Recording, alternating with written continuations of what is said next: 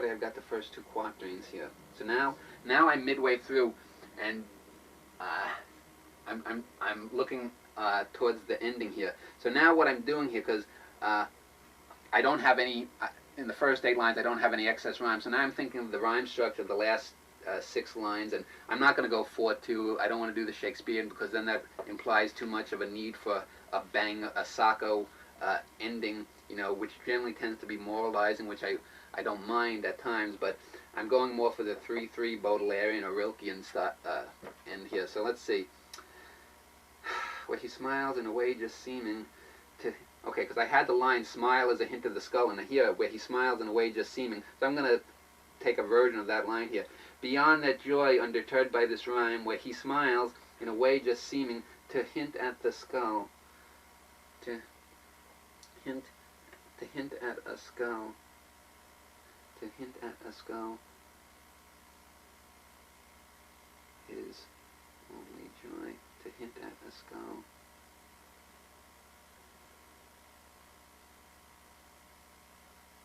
Only it relates.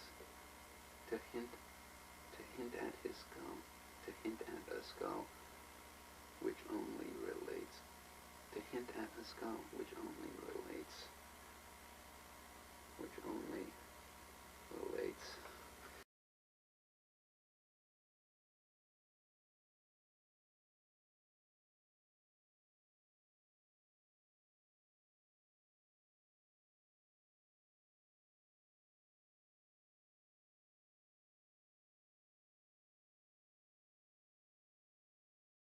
And what I'm going to probably do for the 6 lines is probably do A, B, A, and then B, A, B, something like that. Or I might, I don't know, I'll see what the next line brings. I might just go A, B, C, A, B, C. So let's see here. Okay, so I don't have to go back for the first. So, okay, beyond that joy, undeterred by this rhyme, where he smiles in a way just seeming to hint at a skull which only relates.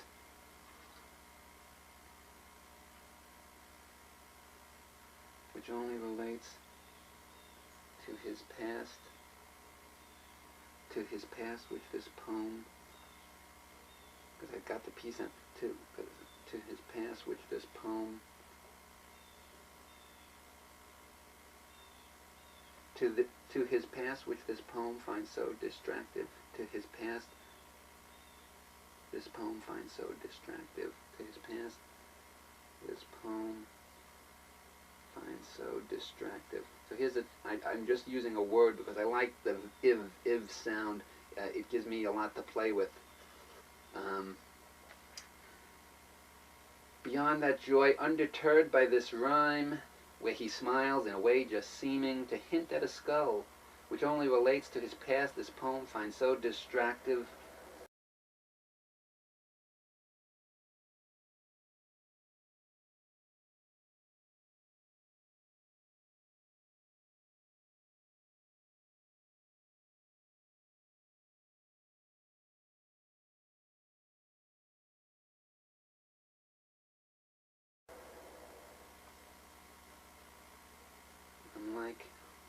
Unlike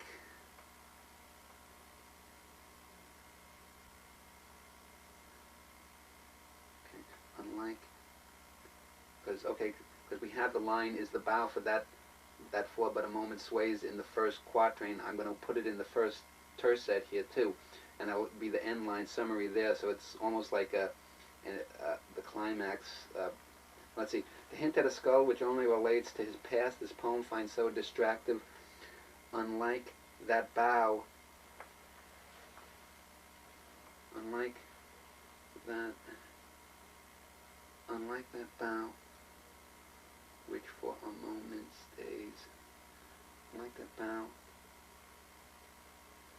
which for a moment stays. So already I've committed now with this relates distractive and stays to, usually they go, wait a minute, relates, stays, that's close enough. I could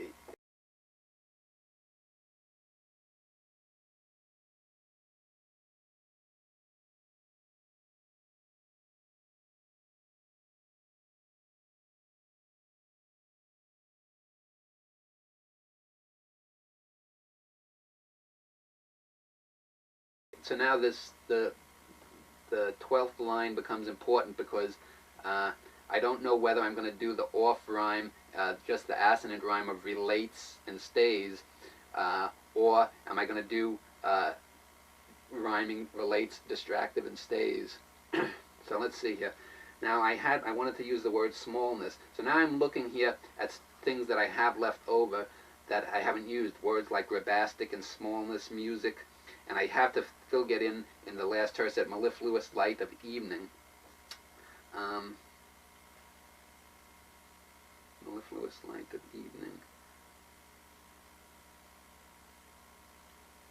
Okay. Since I have that in that one, I'm thinking of... Okay, I don't have to use... I'm not going to use that one, I don't think. Distractive. Okay, okay, I am going to go probably with the off rhyme. Let's see here. Distractive, and there was life. Okay, so let me just get back into the narrative here. Beyond that joy undeterred by this rhyme, where he smiles, in a way just seeming to hint at a skull, which only relates to his past, this poem finds so distractive, unlike that bough, which for a moment stays, and which only relates to the past, like that, a moment stays within. And here's probably my final use of the artifice here. Unlike that bough, which for a moment stays within. I'm looking for something on the artifice of the poem here, which for a moment stays within, because I also had the word within up there. Unlike that bough, which for a moment stays within the poem, stays within. Unlike that bough, which for a moment stays within. And let's see, earlier the bough for a moment sways, as it relates to that, which for a moment stays within. Let's see. To hint at a skull which only relates to his past, this poem finds so distractive, unlike that bough which for a moment stays within the rhythm, stays within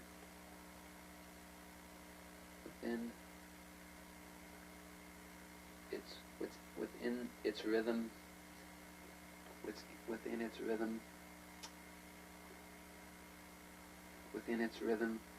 within its rhythm or its beginning.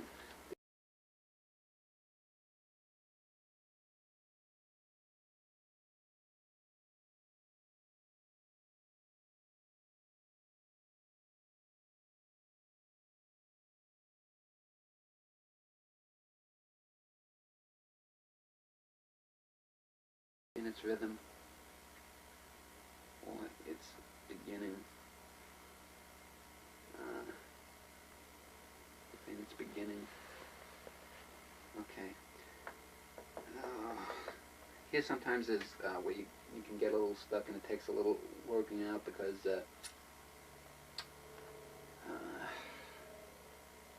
sometimes it's difficult when you've committed to some kind of rhyme scheme or a structure to try to stretch something out. Let's see here. Undeterred by this rhyme, where he smiles in a way just seeming to hint at a skull which only relates to his past, this poem finds so distractive, unlike that bough which for a moment stays within its rhythm or its beginning to end.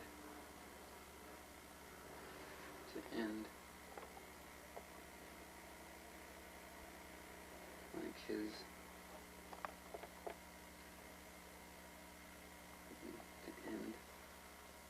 beginning to end. Okay. Within its rhythm or its beginning to end. Within its rhythm or its beginning to end. Okay. So I haven't used any really violent images of him, and I'm loath to do so. I'm probably going to refer to him somehow as a murderer or a monstrous in the title, and let that just play off against the poem. The poem has a very quiet, Vermeer-like feel so far, and I want to sort of keep that so that the title in effect almost acts like a pebble dropped into the still water. Now I'm trying to end it here. Now I want to get the phrase mellifluous light of evening to parallel the morning earlier, and I've got beginning, so that's why I use the word beginning, so that I get the almost near the rhyme of the ings there, the gerundas, and distractive is the middle sentence, or the middle line in the first terse set. So I'm looking to try to work in "and then there was life," or maybe even grabastic in there, to get an off rhyme. I'm not committed to having total rhymes here. But let's see here. Let's try. Sometimes we'll just force it here, and then I'll polish it up later. Where he smiles in a way just seeming to hint at a skull which only relates to his past, this poem finds so distractive, unlike that bough which for a moment stays within its rhythm or its beginning, to end, period, and it ends. To end, and it ends, and then there was life. 10 rhymes. And then there is life. See, I had "and then there was life," but then there is life, because we don't want to be looking from the past here. That is this coming, because I've been in the present tense the whole poem, so it gives a very Genesis-like feel here, but I need to get the last line in here. So we got here, well, let's see, the first 13 lines. Let's see if I can get way to get the last line in, and then we can just polish it up a couple of times here. The uncaused moment that is this comma is the bough that for but a moment sways, as only its motion relates the day beyond the bars that this sonnet infers, as the mellifluous light of morning inters his eyes within this space and time, beyond that joy undeterred by this rhyme, where he smiles in a way just seeming to hint at a skull which only relates to his past, this poem finds so distractive, unlike that bough which for a moment stays within its rhythm or its beginning to end, and it ends, and then there is life, the mellifluous light of evening. And then there is life, and let's see, and it ends, and then there is life, and the mellifluous light of evening, which gives a very painterly like port end. Okay, so, and the mellifluous light of evening.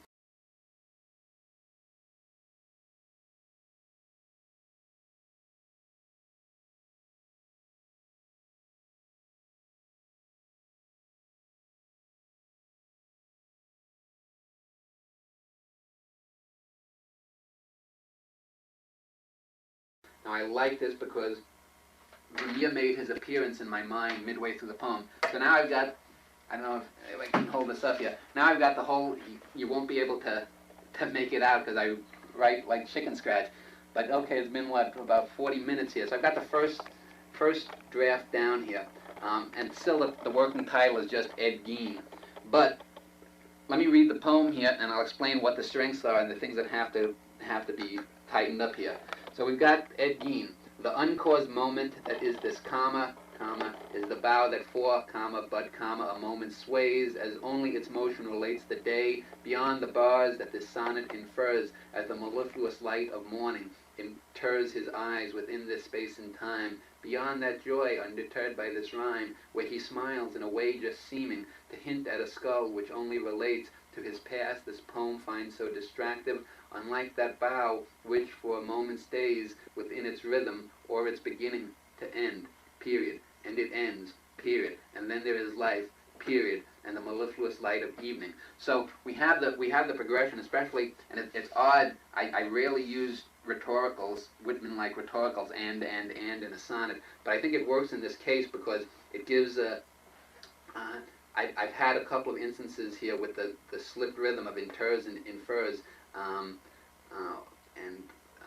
words like distractive, that give a sense of him being a little off here, but then, and it ends, so he's caught, he's in some kind of piece, and a word like and just the repetition of it, and gives a sort of, it gives a sort of rhythm that there's some kind of stasis coming to his life, and just the image of the mellifluous light of evening, he's getting older, so,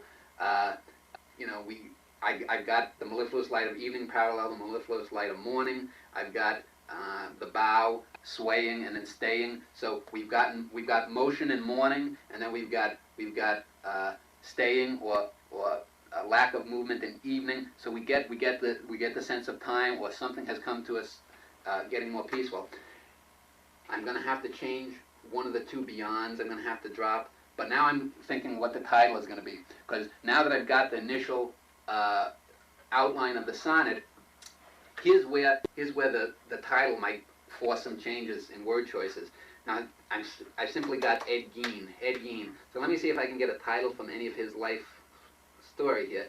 Ed Gein. I don't know if I want to put his date of birth and whatnot under there, but let's see. Ed Gein, cannibal. Ed Gein, waistcoat. Ed Gein, skull. Ed Gein, apple. Ed Gein, gray bar. Ed Gein. Oh, let's see. Ed Gein. Ed Gein. I'm thinking Vermeer. What's a Vermeer type title? Let me, if you could just move your camera, I want to get a Vermeer book and look at the title of some Vermeer paintings, because I might use a play on a Vermeer title. Can I just walk by it? I'll just pause. Now I just got my Vermeer book here. Vermeer, the great Dutch painter, magnificent light, and I'm going for a quiet time. And Vermeer, Vermeer is the master of that. And I was just finished looking through this book here. I mean, there were some famous ones. Woman holding a balance, and Dylan was just mentioning to me that he thought Ed Gein in the Quiet Horrors, but I don't know if I want to do that, since I think that's implicit in the poem. I want something that adds a little more dimension to it. A lady writing. So the poem Ed Gein doing something here. Let's see. Ed Gein, girl with a pearl earring. This is a great painting here. You can see her cheek there. Just magnificent, the bone structure. Ed Gein. Let me see. Let me just look at the titles. He's got the Vermeer titles. Gotta be no. Allegory of Faith. He didn't do much. The Love Letter. The Art of Painting. Girl with the Red Hat. Ed Gein.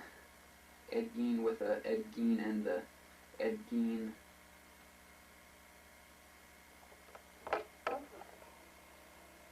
Ed Gein. I wonder if I could, well, let me think. Ed Gein, woman holding a balance. Ed Gein reading a letter. Ed Gein. So let's see here. Ed Gein. Let's see what is he actually doing here.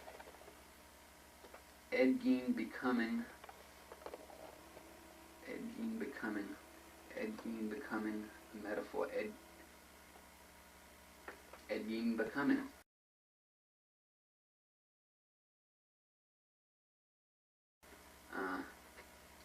Because that's an interesting title. Ed Gein becoming, to be becoming, meaning to become respectable.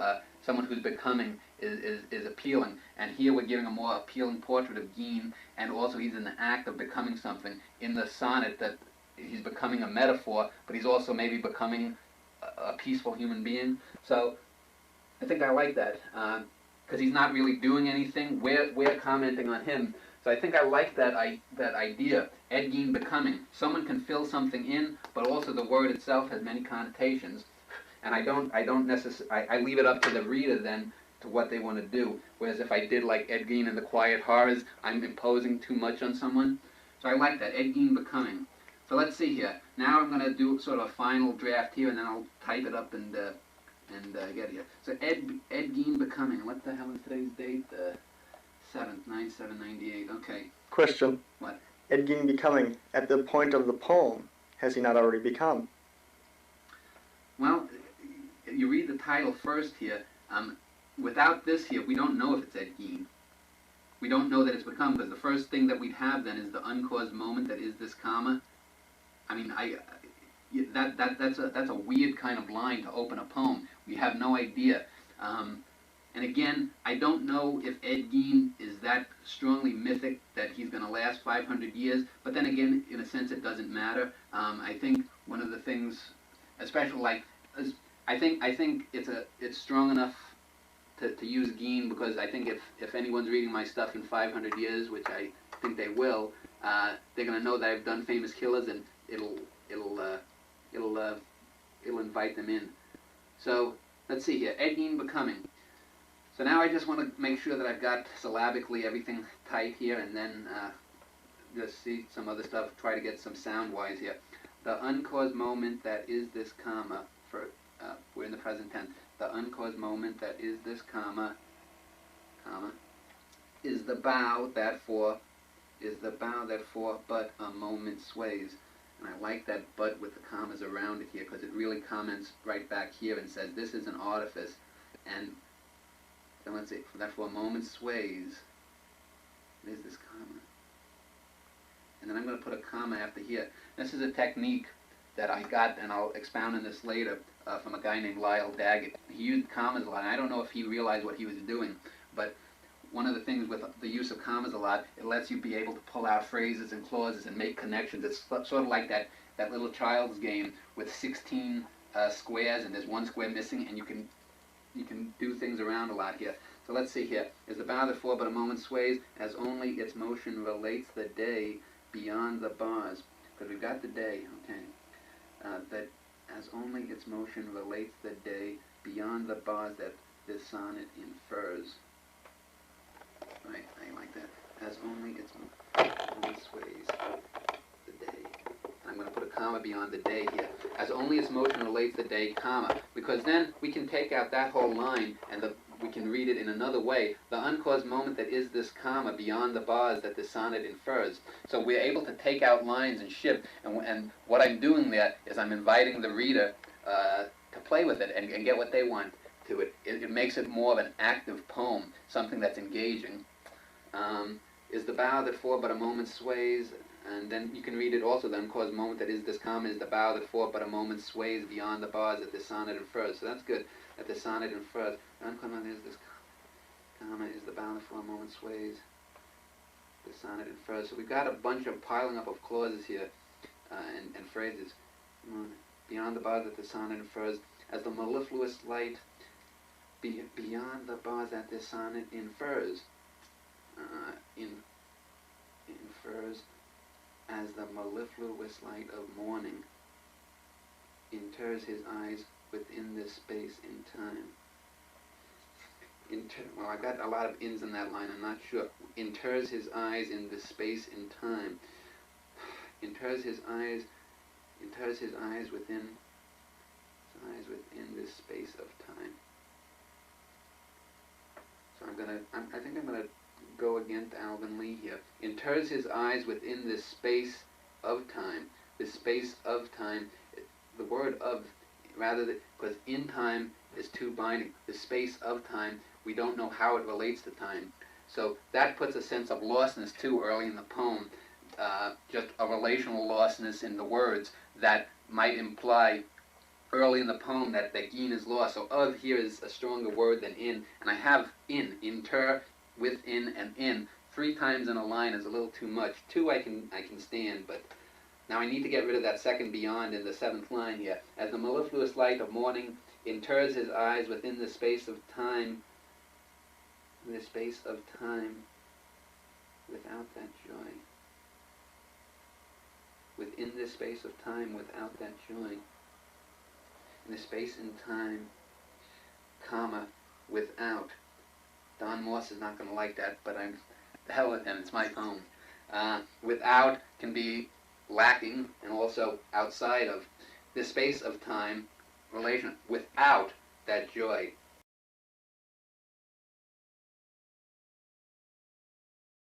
So we're getting a lot of abstract comments, and in a sense I was going for Vermeer, but Gein becoming, it's interesting because physically, if you're trying to envision the thing here, you're getting almost abstractions here, but yet the abstractions are being built upon with specific images, like a bough that's swaying, and the bars, Gein becoming. And now I just saw something, because he's got the bars here. If it's Gein becoming, we have to date this somehow after he has been caught. And that'll be my subtitle, Gein becoming, let's see, 57. How long? It says he was a model prisoner. So we want him not to be too old. He died in 84 or 83, they said, and he was caught in 57, born in 1906, 51. So maybe around the time he should be collecting Social Security. So it's, let's say 62, 63, early 60s. And also that relates to, because the 60s, quote unquote, a time of awakening. So maybe at the same time flower power and all that was coming in, Ed Gein is having an insight. So Ed Gein becoming, let's put him, let's date this the year I was born, 1965. That'll give someone Ed Gein becoming. So he's been in stir for about 8 years now. So he's having this transcendence here. Okay, within this space of time, without that joy, undeterred by this rhyme, where he smiled, without that joy, undeterred by this rhyme, where he smiles in a way just seeming to hint at a skull, to hint at a skull, to hint at his skull, where he smiles to hint at his skull, to hint at a skull, which only relates to, no, it has to be a skull, because then it can be his skull, and it gives a hint of the darkness. So the only darkness we really got here in this poem is the skull, a word like skull, which itself is loaded with a lot of meaning, which only relates to his past, this poem, which only relates to his past, comma, this poem finds so distractive. So that the phrase there, putting a comma before and after, this poem finds so distractive, means that I'm giving the reader the ability to toss that out there from the narrative, if they want, to his past. This poem finds so distractive, unlike that bough which for a unlike that bough which for a moment stays. Well, unlike that bough which for a moment stays within its rhythm. And I had within the space and time within its, which for a moment stays within its rhythm,